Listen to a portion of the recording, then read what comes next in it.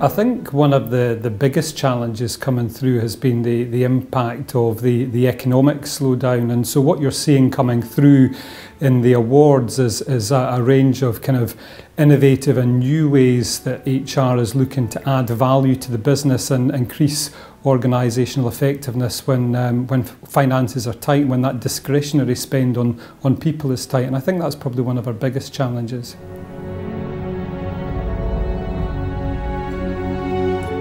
Well, we see quality in 3 different ways, I would say. There's a real clear set of criteria for each of the awards.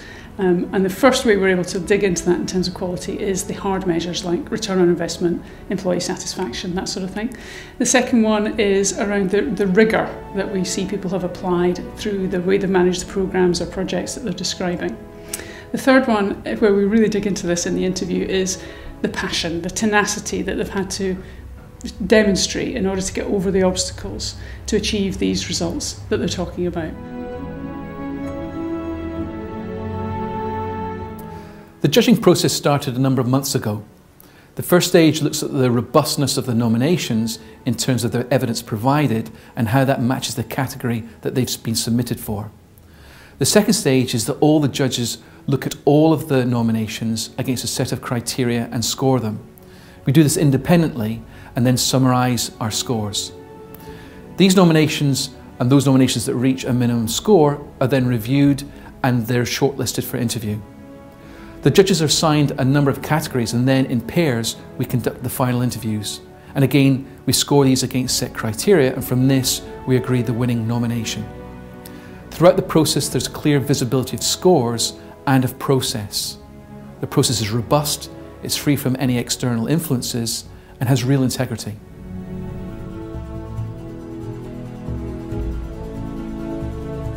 The most tricky thing is dealing with the variety of nominations, and we work really hard to judge each nomination against the specification and not get carried away with ourselves.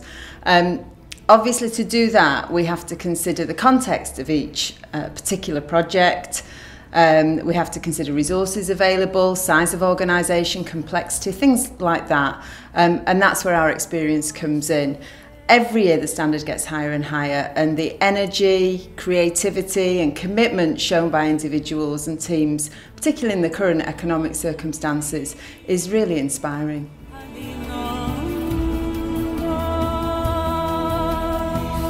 In a nomination for these awards, we're looking for something that stands out from the crowd, something that's above and beyond the normal day-to-day HR contribution that a business would expect. So we're looking for people who are being innovative, creative, and able to relate what they're doing from an HR point of view to driving their business forward.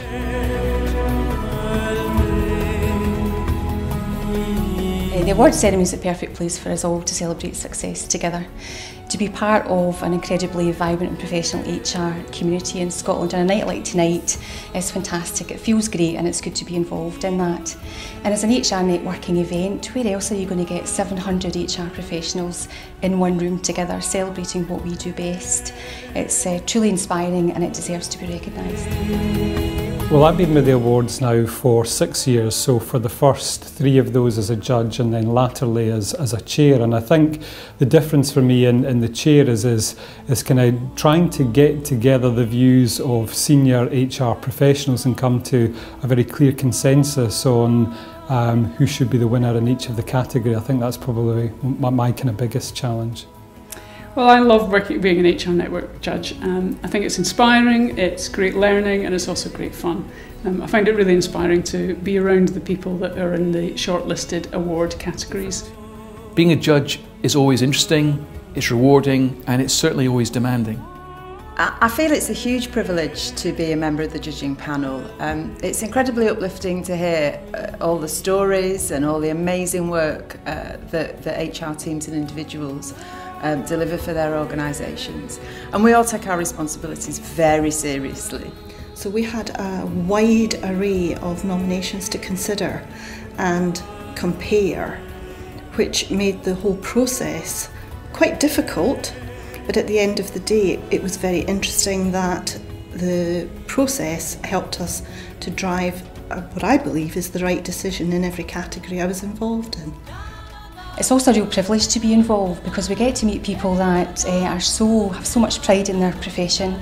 They work so hard and really enthusiastic about what they do, often in really challenging circumstances. And there's a real camaraderie about the HR scene in Scotland, and HR Network are really central to that, I think.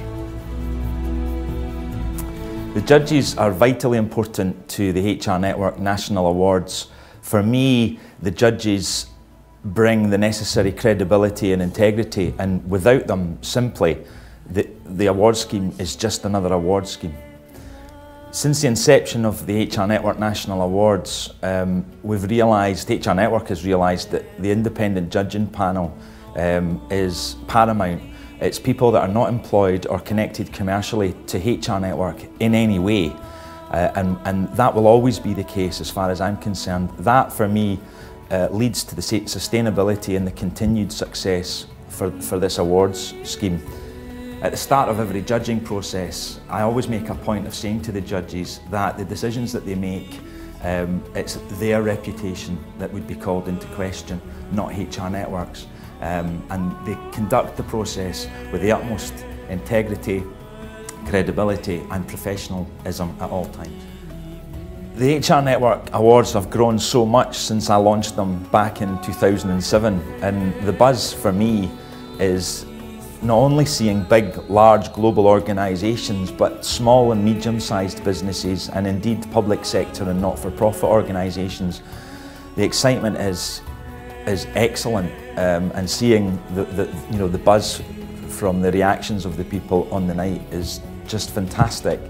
I've likened the excitement of the HR Network Awards just approaching the gala dinner to that of a little boy coming down the stairs on Christmas morning to realise everything that he's wished for the entire year. And that for me is as close as it gets, and the feeling is just magic when you see the reaction from the people on the night, and what the HR Network National Awards means for so many different reasons to so many different people.